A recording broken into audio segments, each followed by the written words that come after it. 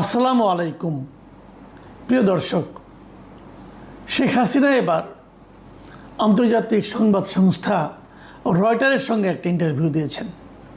এর আগে একবার দিয়েছিলেন ভারতীয় সংবাদ মাধ্যম এনডিটিভির সঙ্গে, এবার দিয়েছেন সরাসরি রয়টারের সঙ্গে। এবং সম্ভবত এটাই শেখ হাসিনার প্রথম কোনো সরাসরি ইন্টারভিউ, কারণ এনডিটিভির ইন্টারভিউটা ছিল লিখিত আকারে। এনডিটিভি লিখিতভাবে প্রশ্ন পাঠিয়েছিলেন ইমেইলের মাধ্যমে, উনি ইমেইলের মাধ্যমে উত্তর দিয়েছেন। এখন সেই উত্তরগুলো উনি দিয়েছেন না ওনার হয়ে কেউ লিখে দিয়েছেন, এটা বলা বড় কঠিন, কারণ এটা দৃশ্যমান নয়। কিন্তু এক্ষেত্রে তাই হয়নি। এক্ষেত্রে রয়টার্সের আপনার ইন্ডিয়াতে তাদের যে রাজনীতির বিষয়ক যে editor mister Krishna N Das, খুব বড় একজন সাংবাদিক এবং উনি বাংলাদেশ সম্পর্কেও বেশ অভিজ্ঞ। বাংলাদেশে এর আগে 2018 সালে আমাদের রোহিঙ্গা ক্রাইসিস নিয়ে উনি রিপোর্ট করেছেন, এবং বাংলাদেশ ব্যাংকের যে টাকা ডলার রিজার্ভ লুট হয়েছিল, চুরি হয়েছে, সেটা নিয়েও ওনার গুরুত্বপূর্ণ রিপোর্ট ছিল। এই কৃষ্ণা এন দাস ওনার সঙ্গে সরাসরি টেলিফোনে কথা বলেছেন বৃহস্পতিবার রাত থেকে শুরু করে শুক্রবার পর্যন্ত, মানে সম্ভবত বৃহস্পতিবার রাত 12টার আগে পাচ্ছে হবে, এরকম 5-10 মিনিট আগে, যেটা নাকি শুক্রবার পর্যন্ত যে ঠেকেছিল। প্রায় 1 ঘন্টারও বেশি সময়ের একটা ইন্টারভিউ টেলিফোনে শেখ হাসিনার সঙ্গে ওনার হয়েছে। এবং সেই ইন্টারভিউয়ে শেখ হাসিনা এবার স্পষ্ট করেই বলেছেন যে উনি ডিসেম্বরের মধ্যে দেশে ফিরছেন। এবার একটু বাড়তি বলেছেন যে উনি একা ফিরছেন তা বলেননি, উনি বলেছেন ওনার দলের যারা সিনিয়র সহকর্মী আছেন, মানে কেন্দ্রীয় পর্যায়ে যারা নাকি সিনিয়র লিডার আছেন, তাদেরকে সঙ্গে নিয়ে উনি ফিরবেন।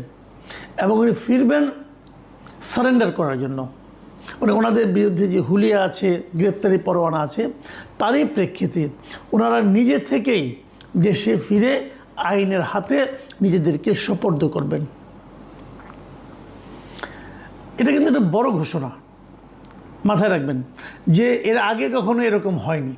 এর আগে কখনো কোনো পলিটিক্যাল লিডার বলেনি যে আমি এভাবে দেশে ফিরতে চাই।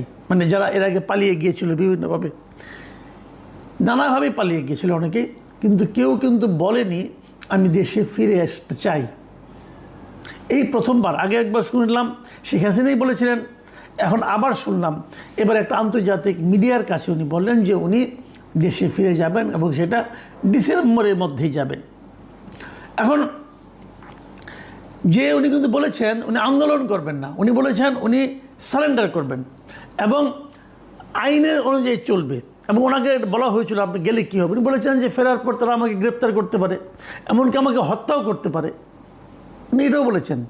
মাথায় রাখবেন শেখ হাসিনার বয়স কিন্তু এখন 78 বছর। কাজে শেখ হাসিনার যদি সাহস থাকে এই বয়সে এ ধরনের একটা সিদ্ধান্ত নেওয়াটা যে কতটা রাজনৈতিক সুদূর প্রসারী সিদ্ধান্তের ব্যাপার, এটা নিশ্চয়ই আপনারা বুঝতে পারছেন। যদি শেখ হাসিনা ফিরে আসেন তাহলে কি হবে, এটা নিয়ে আমরা আলোচনা করব। কিন্তু তার আগে তিনি কেন ফিরে আসতে চান উনি সেটাও বলেছেন। উনি বলেছেন যে আমি জানি যে আমার মৃত্যু হতে পারে, তাও আমি যাব, কারণ আমার দলের নেতাকর্মীরা দেশের মধ্যে প্রচণ্ড চাপের মুখে আছে। কাজে সেই চাপটাকে উনি করার জন্য আসবেন। এবং উনি বলেছেন যদি আমার মৃত্যু আসে, আমি চাই যে আমার মৃত্যু যেন আমার দেশের মাটিতে হয়, যেখানে আমার পিতামাতা, আমার পুরো পরিবারকে হত্যা করা হয়েছে এবং তারা এই যে মাটিতে শুয়ে আছে সেই মাটিতেই যে আমি মরতে চাই। এবং উনি আরও বলেছেন যে উনি যে আসছেন, অনেকে এটা গত কয়েকদিন ধরে বলা বলি করছিল যে উনি যে আসছেন উনি কি বিদেশের অন্য কোনো দেশের কোনো শক্তির সঙ্গে, কোনো সরকারের সঙ্গে আলোচনা করে আসছেন। যেটা আমারও ধারণা ছিল যে উনি আসলে নিশ্চয়ই অন্য কারোর সঙ্গে আলাপ আলোচনা করে আসবেন, বাট উনি স্পষ্ট করেছেন যে তার এই ফেরার বিষয়ে বিদেশের কোনো সরকারের সঙ্গে তার কোনো ধরনের আলাপ আলোচনা হয়নি। দেখুন উনি কিন্তু একদম খুব ঝানু রাজনীতিবিদ এবং উনি এই রাজনীতির কথাটাও কিন্তু উনি বলেছেন। উনি বলেছেন যে আমি ন্যায় বিচারে বিশ্বাস করি, আমি মনে করি একবার যখন এই বিচার কাজ শুরু হবে, জনগণের কাছে স্পষ্ট হয়ে যাবে যে এই আদালত কতটা পক্ষপাত দুষ্ট, এবং আমি এটা প্রমাণ করতে চাই। মানে উনি এই যে আদালত ওনার বিচার হচ্ছে, সে আদালত আসলে পক্ষপাত দুষ্ট কিংবা পক্ষপাত দুষ্ট নয়, এই জিনিসটা উনি প্রমাণ করতে চাচ্ছেন।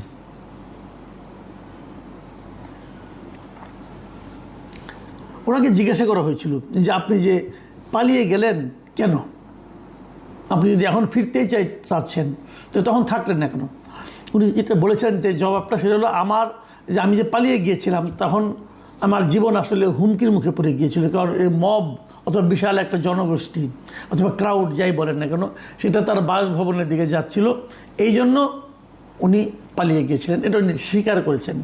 তবে উনি আবার এই কথাটাও বলেছেন যে একটা সরকার যখন লম্বা সময় ধরে ক্ষমতায় থাকে, ভুলভ্রান্তি হতে পারে, কোনো সরকারি ভুলভ্রান্তির ঊর্ধ্বে নয়। তবে একটা সরকারের ভালো বা মন্দ, সঠিক বা ভুল, এর বিচারের ক্ষমতা একমাত্র জনগণের। আমি এটা জনগণের হাতেই ছেড়ে দিতে চাই। তার মানেটা কী দাঁড়াচ্ছে? এবং আওয়ামী লীগকে যে নিষিদ্ধ করা হয়েছে সেটা নিয়েও কিন্তু উনি প্রশ্ন তুলেছেন। উনি বলেছেন যে তারা হয়তো আমাকে দোষী সাব্যস্ত করবে, আমি হয়তো নির্বাচনে অংশ নিতে পারবো না, কিন্তু তারা কেন আওয়ামী লীগকে সাসপেন্ড করলো? যদি আমরা খারাপ কিছু করে থাকি সেটা জনগণই সিদ্ধান্ত দেবে। দেখুন, আমার কাছে এই জায়গাটা খুব ইন্টারেস্টিং মনে হয়েছে, যে আমি নিজেও বহুবার বলেছি, কিন্তু এই যে নির্বাহী আদেশের মাধ্যমে একটা রাজনৈতিক দলকে নিষিদ্ধ করা, এটা কিন্তু আওয়ামী লীগকে একটা এক্সট্রা মাইলেজ দিয়েছে। এটা আমি বলেছি এবং আমি এটা মনেও করি যে এটা করে সরকার ভুল করেছে। অন্তর্বর্তীকালীন সরকার করেছিল তাদের ব্যাপার, কিন্তু আওয়ামী লীগ কেন এটাকে, সম্ভবত আওয়ামী লীগের কাজটা করেছে জামাত এবং এনসিপির ভয়ে, কিন্তু এটা সরকারকে আমি মনে করি ক্ষতিগ্রস্ত করেছে। তারা জনগণের উপর আস্থা রাখতে পারেনি। এনসিপি এবং জামাত আস্থা রাখতে পারবে না, এটা স্বাভাবিক। তারা আস্থা রাখে, তারা জানে তাদের অবস্থানটা কোথায়, তারা গাইড জুড়ে করতে চায়। কিন্তু বিএনপি কেন এই কাজটা করতে গেল? এই কাজটা বিএনপির ঠিক হয়েছে বলে আমি মনে করি না। বিএনপি হয়তো এটাকে আদালতের মাধ্যমে সমাধান করতে চেয়েছি, সেটাও একটা ভালো পদ্ধতি আমি মনে করি, একটা ভালো বিকল্প, কিন্তু সেই কাজটাও বিএনপির উচিত হবে না ঝুলিয়ে রাখা। কিন্তু তারও চেয়ে বড় কথা, আদালত এটা নেওয়ারই কোনো দরকার ছিল না। আমি কালকেও একটা বলেছি, যদি আপনি মানবতা বিরোধী অপরাধের জন্য আওয়ামী লীগকে আদালতের কাঠগড়ায় দাঁড় করান, তাহলে জামাতকে আপনি কেন ছাড় দিবেন? তাহলে জামাতেরও মানবতা বিরোধী, জামাতও তাহলে ওখানে যে সব পরিষ্কার হয়ে ওখানে ক্লিন চিট নিয়ে আসুক, জামাতকেও নিয়ে যান, জামাত প্রমাণ করুক যে তারা মানবতা বিরোধী অপরাধ করে নাই, তো হয়ে গেল, কোনো সমস্যা নাই। যদি আওয়ামী লীগকে নিতে পারেন, জামাতকে নিচ্ছেন না কেন? এই প্রশ্নটা কিন্তু উঠবে। এখন আপনি বলবেন যে আওয়ামী লীগকে তো সরকার নেয় নাই, কেউ একজন মামলা করেছিল। হ্যাঁ, এই মামলাটা কে করেছিল বলেন তো? এই মামলাটা করেছিলেন মিস্টার ববি হাজ্জাজ, এনডিএমের যিনি প্রেসিডেন্ট ছিলেন এবং যিনি এখানে সরকারের একজন মন্ত্রী, এবং উনি ধানের শীষ প্রতীক নিয়ে মন্ত্রী হয়েছেন, মানে উনি বিএনপিতে জয়েন করেছেন। তাহলে আপনার লোকে তো এই মামলা করছে, কিন্তু এই মামলা অন্তর্বর্তীকালীন সরকারের আমলে, এটা বলে আপনি কিন্তু পার পাবেন না। আপনার একজন প্রতিমন্ত্রী এই মামলার বাদী, তো ওই প্রতিমন্ত্রী জামাতের বিরুদ্ধে মামলা করেন না কেন? জামাতও তো মানবতা বিরোধী অপরাধ করেছে বলে তার বিরুদ্ধে অভিযোগ আছে 71 সালে। তো ওই জায়গাটাতে কিন্তু আসতে হবে আলটিমেটলি। যাই হোক, এই পয়েন্টটাই কিন্তু শেখ হাসিনা তুলেছেন যে তারা দলকে কেন নিষিদ্ধ করলো। দল যদি খারাপ কিছু করে থাকে সেই সিদ্ধান্ত জনগণ দেবে, জনগণের উপর আপনি ছেড়ে দেন। নির্বাচনে আওয়ামী লীগকে নির্বাচন করতে দিলে আওয়ামী লীগ কী করতো না করতে দিলে আমরা দেখতাম, কিন্তু সেই সুযোগটা কিন্তু জনগণকে সেই সিদ্ধান্ত নেওয়ার সুযোগটা দেওয়া হয়নি। প্রশ্ন হচ্ছে যে এই যে শেখ হাসিনা আসছেন, উনি কোনো হোমওয়ার্ক করেছেন? উনি কি কোনো হোমওয়ার্ক করে আসছেন? হ্যাঁ, মনে হয় কিছুর হোমওয়ার্ক উনি করেছেন। উনি জানিয়েছেন, এই ইন্টারভিউতে উনি জানিয়েছেন যে 300টি সংসদীয় আসনের মধ্যে 125টি আসনের সঙ্গে আসনে যারা নেতাকর্মী আছে তাদের সঙ্গে ওনার অনলাইনে মিটিং হয়েছে, এবং তারা সবাই আওয়ামী লীগকে কীভাবে পুনর্গঠিত করা যায় সেটা নিয়ে ওনারা কিন্তু কাজ করেছেন। কাজেই ওনার কিছুটা হোমওয়ার্ক আছে। এবং বাকিটা হয়তো উনি আসার পর হবে। এবং উনি হয়তো আসার মাধ্যমে, আমি এটা আগেও বলেছি বহুবার, যে আসার মাধ্যমে উনি হয়তো ওনার দলের নেতাকর্মীর মধ্যে একটা নতুন ধরনের উদ্দীপনা তৈরি করতে চান। কিন্তু যে কথাটা বলে আজকে আলোচনাটা আমি শেষ করব, সেটা হলো ওই যে উনি শুরুতে বলেছেন যে উনি দলের সিনিয়র নেতাকর্মীদের নিয়ে আসবেন। আমার কিন্তু মনে হয় না যে ওনার সঙ্গে সঙ্গে ওনার সিনিয়র নেতাকর্মীরাও আসবেন, এটা আমি বিশ্বাস করি না। কারণ এই দলের এই নেতাকর্মীদেরকে আমি খুব ভালোভাবে চিনি।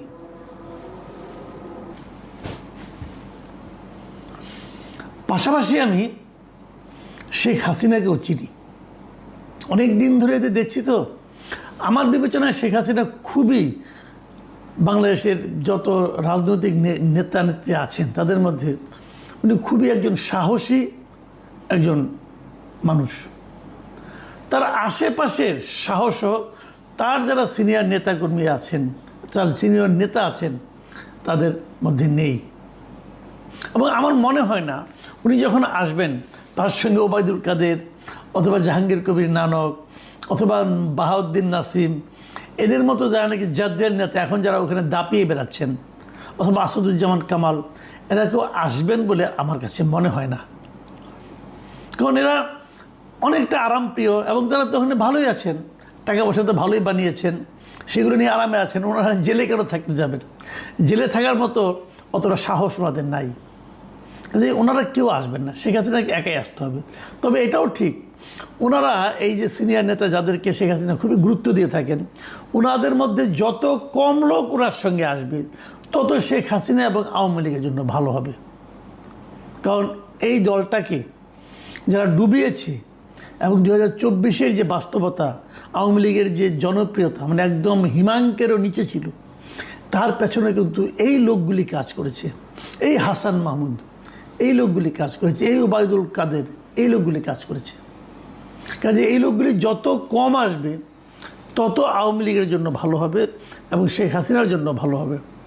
শেখ হাসিনা বয়স হয়ে গেছে, তারপরে যখন উনি সাহস করেছেন যে উনি দলের জন্য নিজের জীবনকে ঝুঁকির মুখে নিতে চান, যদি উনি নিতে পারেন সেটা আমি মনে করি আওয়ামী লীগের জন্য ভালো হবে। কিন্তু পাশাপাশি এটাও মনে রাখতে হবে, আওয়ামী লীগ যখন আসবে, আওয়ামী লীগ যদি বারবার এখনও সেই ষড়যন্ত্র তত্ত্বের কথা প্রচার করতে থাকে, সেটা কিন্তু ভালো হবে না। এই যে ইন্টারভিউ শেখ হাসিনার যে মনোভাব আমি দেখলাম, যে অ্যাটিটিউড আমি লক্ষ্য করলাম, যে ভুল হতে পারে কিন্তু ভুলের বিচার জনগণের হাতে ছেড়ে দিতে চাই, এই অ্যাটিটিউডটা আমার কাছে মনে হয়েছে অধিকতর গ্রহণযোগ্য। বিচার জনগণই করবে, জনগণ বিচারে কখনো ভুল করে না। জনগণের কাছে দেন, জনগণ দেখবেন ঠিকই সিদ্ধান্ত দিয়ে দিবে। প্রিয় দর্শক, আমরা অপেক্ষায় থাকি শেখ হাসিনা আসলেই ফিরে আসবেন কিনা দেখি, এবং আসলে পর ওনার সঙ্গে কারা আসে সেটাও দেখি। এখন এ পর্যন্তই। আল্লাহ হাফেজ।